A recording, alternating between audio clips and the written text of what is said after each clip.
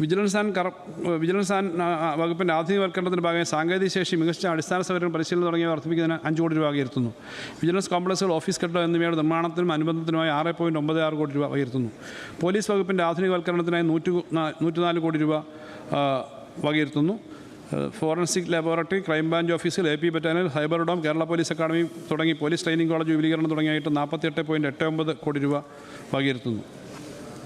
Jail വകുപ്പിനുള്ള വിഹിതത്തിൽ 11.50 കോടി രൂപയുടെ വർധനവ് വരുത്തുന്നു. വിവിധ ജയിലുകളുടെയും കറക്ഷൻ ഹോമുകളുടെയും നിർമ്മാണത്തിനും നവീകരണത്തിനുമായി 20 കോടി രൂപ വകയിരുത്തുന്നു. പാലാ മീനച്ചിൽ സബ് ജയിലിലുള്ള പുതിയ കെട്ടിടവും നിർമ്മാണം ഇതിൽ ഉൾപ്പെടുന്നു. സ്ഥലപരിമിതമായിട്ടുള്ള ജയിലുകളുടെ സൗകര്യം വർദ്ധിപ്പിക്കുന്നതിന് കൂടുതൽ പണം വകയിരുത്തും. സർ, ജുഡീഷ്യറിയുടെ കേരള ജുഡീഷ്യൽ അക്കാദമിയുടെയും സബോർഡിനേറ്റ് കോടതിയുടെയും ഹൈക്കോടതിയുടെയും ആധുനികവൽക്കരണത്തിനായി 17.04 കോടി രൂപ വകയിരുത്തുന്നു. ജുഡീഷ്യറി വകുപ്പിന് കീഴിലെ ഭൗതിക അടിസ്ഥാന സൗകര്യം മെച്ചപ്പെടുത്തുന്നതിന് 18 കോടി രൂപ വകയിരുത്തുന്നു. എക്സൈസ് ഉപകരണങ്ങളും ഓഫീസുകളുടെ നിർമ്മാണം എന്നിവയ്ക്കായിട്ട് 9.27 കോടി രൂപ വകയിരുത്തുന്നു. വിമുക്തി പദ്ധതിക്കായിട്ട് 12 കോടി വകയിരുത്തുന്നു. സർ, GST വകുപ്പ് അടിസ്ഥാന സൗകര്യങ്ങൾ ആധുനികവൽക്കരണ പ്രവർത്തനങ്ങൾക്കായി 8.10 കോടി രൂപയും, നികുതി വരുമാനം വർദ്ധിപ്പിക്കുന്നതിനുള്ള ബോധവൽക്കരണ പ്രവർത്തനങ്ങൾക്കായിട്ട് 4 കോടി രൂപയും, GST കോംപ്ലക്സുകൾ സ്ഥാപിക്കുന്നതിനായി 3 കോടി രൂപയും, വകുപ്പിന് സ്വന്തമായി വാഹനങ്ങൾ വാങ്ങുന്നതിന് 8.8 കോടി രൂപയും ഉൾപ്പെടെ ചരക്ക് സേവന നികുതി വകുപ്പിലെ വിവിധ പ്രവർത്തനങ്ങൾക്കായിട്ട് 23.90 കോടി രൂപ വകയിരുത്തുന്നു. സർ, ട്രഷറി വകുപ്പിലെ വിവിധ പ്രവർത്തനങ്ങൾക്കായിട്ട് അടിസ്ഥാന സൗകര്യ വികസനത്തിനായിട്ട് 7.7 കോടി രൂപ വകയിരുത്തുന്നു. വികസന പ്രവർത്തനങ്ങൾക്കായി 7.5 കോടി രൂപയും, പുതിയ കെട്ടിടങ്ങൾ നവീകരിക്കുന്നതിന് 4.3 കോടി രൂപയും ഉൾപ്പെടെ ആകെ 20 കോടി രൂപ വകയിരുത്തുന്നു. സർ,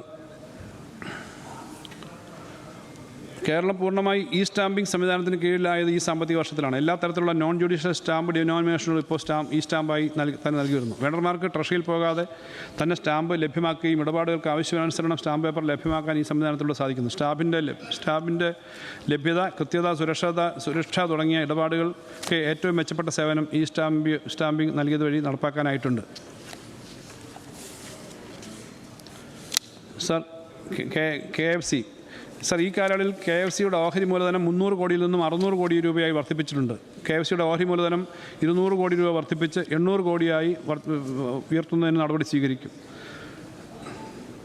സർ, KFC നടത്തുന്ന വിവിധ പരിപാടികളുണ്ട്. അതിനകത്ത് ഈ 10 പേർക്കെങ്കിലും നേരിട്ട് ജോലി കൊടുക്കുന്ന മുഖ്യമന്ത്രിയുടെ സംരംഭകത്വ വികസന പദ്ധതിയാണ് ഏറ്റവും പ്രധാനപ്പെട്ടത്. 2 കോടി രൂപ വരെയുള്ള വായ്പകൾ 3% സംസ്ഥാന സർക്കാർ സബ്സിഡിയോടുകൂടി 5% പലിശ നിരക്കിൽ ലഭ്യമാക്കുന്നു. ഈ പദ്ധതിയിലൂടെ ഇതുവരെ 2886 ലോണുകളായി വ്യവസായ സംരംഭങ്ങൾക്ക് 892.71 കോടി രൂപ വായ്പ അനുവദിച്ചിട്ടുണ്ട്. പദ്ധതിയിലൂടെ ഏകദേശം 25,000 പേർക്ക് പ്രത്യക്ഷമായും 35,000 പേർക്ക് പരോക്ഷമായും തൊഴിൽ ലഭിച്ചിട്ടുണ്ട്. അതുപോലെ 10 കോടി രൂപ വരെ കൊടുക്കുന്ന കാംസ്, 10 കോടി രൂപ വരെ അനുവദിക്കുന്ന രീതിയിൽ KFC നടപ്പിലാക്കിയിട്ടുള്ള 79 സ്റ്റാർട്ടപ്പുകൾക്ക് നൽകിയിട്ടുള്ള പദ്ധതി, അതിനകത്ത് 850 പേർക്ക് പ്രത്യക്ഷമായും പരോക്ഷമായും തൊഴിൽ കിട്ടുന്ന പദ്ധതിയാണ്. ഇത്തരം പദ്ധതികളുടെ വിശദാംശങ്ങൾ ഇതിലുണ്ട്. Sir, Kerala state financial enterprises KSFEയുടെ അംഗീകൃത മൂലധനം 100 കോടിയിൽ നിന്ന് 250 കോടിയായി സർക്കാർ ഉയർത്തി. ഇപ്പോൾ അടച്ചു തീർത്ത മൂലധനം 200 കോടിയായിട്ടുണ്ട്. KSFEയുടെ വിറ്റുവരവ് സർ ഇതിനകം 91,000 കോടിയായിട്ടുണ്ട്. സർ, 2021 മെയ് മുതൽ 3275 പേർക്ക് PSC വഴി നിയമന ഉത്തരവ് നൽകുകയും അതിൽ 2500 പേർ ജോലിയിൽ പ്രവേശിക്കുകയും ചെയ്തിട്ടുണ്ട്. സർ, 683 ശാഖകളായിട്ട് വിപുലമായി അതിൻ്റെ പ്രവർത്തനം വർദ്ധിച്ചിരിക്കുകയാണ്. സർ, ദേശീയ സമ്പാദ്യ വകുപ്പ് ജനങ്ങൾക്ക് സാമ്പത്തിക സുരക്ഷിതത്വം സംബന്ധിച്ച് അവബോധം സൃഷ്ടിക്കുക, ഓൺലൈൻ പണാഭരണം പോലുള്ള തട്ടിപ്പുകൾക്കെതിരെ ജനങ്ങളെ ബോധവൽക്കരിക്കുക എന്നീ ഉദ്ദേശ ലക്ഷ്യം മുൻനിർത്തിയുള്ള ദേശീയ സമ്പാദ്യ വകുപ്പിനെയും പോലീസ് വകുപ്പിനെയും തദ്ദേശ സ്വയംഭരണ വകുപ്പിനെയും കൂട്ടി സാക്ഷരതാ mission, Kudumbashree mission, state level bankers committee, UN ക്ഷേമ ബോർഡ് എന്നിവയുടെ സഹകരണം ഉറപ്പാക്കി സംയുക്തമായ പദ്ധതി നടപ്പിലാക്കും. സ്റ്റുഡൻറ്റ് സേവിംഗ് സ്കീം വിപുലീകരിക്കും. സർ, സംസ്ഥാന ഭാഗ്യക്കുറി വകുപ്പ് എല്ലാ വിഭാഗം ഭാഗ്യക്കുറി തൊഴിലാളികൾക്കും ടിക്കറ്റ് ഉറപ്പാക്കുക എന്നത് ഈ സർക്കാരിൻ്റെ പ്രഖ്യാപിത ലക്ഷ്യമാണ്. ഈ സാഹചര്യത്തിൽ ഈ വിഭാഗക്കാർക്കും ചെറുകിട ഏജന്റുമാർക്കും ടിക്കറ്റ് ലഭ്യത ഉറപ്പാക്കാനായിട്ട് കോമൺ പൂൾ സംവിധാനം നടപ്പിലാക്കുന്നതാണ്. സേവനങ്ങൾ മെച്ചപ്പെടുത്തുന്നതിന് ജീവനക്കാരുടെ പുനർവിന്യാസം നടപ്പിലാക്കുന്നതാണ്. തെറ്റായ എഴുത്ത് ലോട്ടറി, കോട്ടൺ കളി, സാമൂഹ്യ മാധ്യമങ്ങളിലൂടെ ടിക്കറ്റ് വിൽപ്പന തുടങ്ങിയ തെറ്റായ പ്രവണതകൾക്കെതിരെ അതിശക്തമായ നടപടികൾ സ്വീകരിക്കും. സർ, ഇൻഷുറൻസ് വകുപ്പ് ഡിജിറ്റൽ യൂണിവേഴ്സിറ്റിയുടെ സാങ്കേതിക സഹായത്തോടുകൂടി കേരള സ്റ്റേറ്റ് ഇൻഷുറൻസ് വകുപ്പിന് വേണ്ടി ഒരു സമഗ്ര ഇൻഷുറൻസ് മാനേജ്മെൻറ്റ് സിസ്റ്റം തയ്യാറാക്കാൻ ലക്ഷ്യമിടുന്നു. ഇതിനായി 3 കോടി രൂപ വകയിരുത്തുന്നു. സർ, മുഖ്യമന്ത്രിയുടെ ദുരിതാശ്വാസ നിധി ഈ സർക്കാർ അധികാരത്തിൽ വന്നതിന് ശേഷം മുഖ്യമന്ത്രിയുടെ ദുരിതാശ്വാസ നിധിയിലേക്ക് 1000 കോടി രൂപ ബജറ്റ് വിഹിതമായി നൽകിയിട്ടുണ്ട്. കൂടാതെ 1307.53 കോടി രൂപ പൊതുജനങ്ങളിൽ നിന്നും സംഭാവനയായിട്ട് ലഭിച്ചിട്ടുണ്ട്. ഗുണഭോക്താക്കളുടെ ബാങ്ക് അക്കൗണ്ടിലേക്ക് നേരിട്ട് വിതരണം ചെയ്യുന്ന ചികിത്സാ സഹായമായി 765.65 കോടി രൂപയും പ്രളയ ദുരിതാശ്വാസമായി 876.68 കോടി രൂപയും ഉൾപ്പെടെ ഈ കാലയളവിൽ മുഖ്യമന്ത്രിയുടെ ദുരിതാശ്വാസ നിധിയിൽ നിന്നും 2228.26 കോടി രൂപ ചെലവഴിച്ചിട്ടുണ്ട്.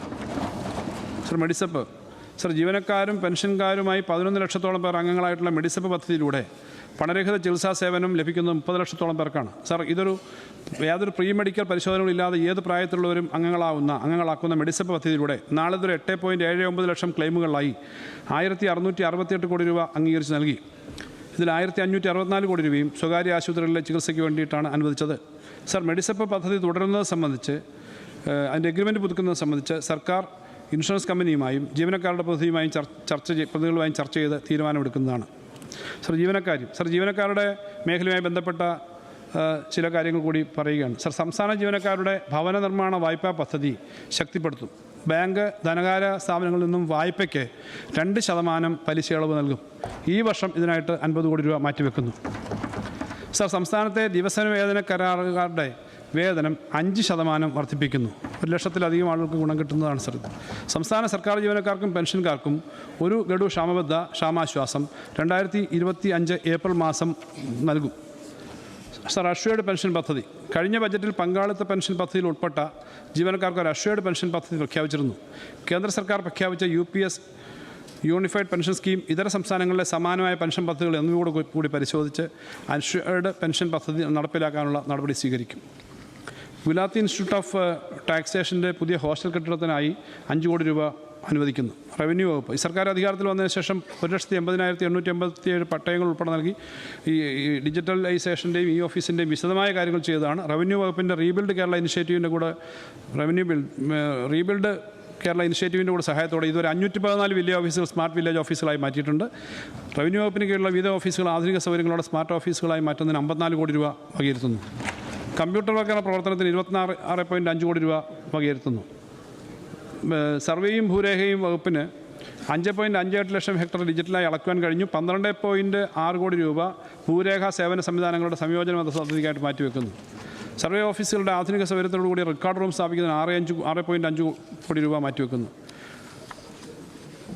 പ്രധാന അടിസ്ഥാന സൗകര്യ വികസന പദ്ധതികളുടെ സുഗമവും സമയബന്ധിതമായ നിർവഹണം പൂർത്തിയാക്കുന്നതിനായി MADP എന്ന ഹെഡിൻ്റെ കീഴിൽ 310.92 കോടി രൂപ മാറ്റിവെക്കുന്നു. KDISC സംസ്ഥാനത്ത് വിദ്യാഭ്യാസം, നൈപുണ്യ വികസനം, സംരംഭകത്വം, പൊതു സ്വകാര്യ പങ്കാളിത്തമുള്ള ഗവേഷണം തുടങ്ങിയ മേഖലകളിൽ നവീന രീതികൾ സൃഷ്ടിക്കുന്നതിനുള്ള സാഹചര്യം ഒരുക്കുക എന്നാണ് Kerala development innovation strategy council ലക്ഷ്യം. നോളജ് എക്കോണമി മിഷനിലൂടെ സംസ്ഥാനത്തെ നോളജ് എക്കോണമിയിലേക്ക് നയിക്കുക എന്നതും ഈ ഏജൻസിയുടെ ലക്ഷ്യമാണ്. ഇതിൻ്റെ പ്രവർത്തനങ്ങൾക്കായി KDISC-നുള്ള വിഹിതം 50 കോടിയായി വർദ്ധിപ്പിക്കുന്നു.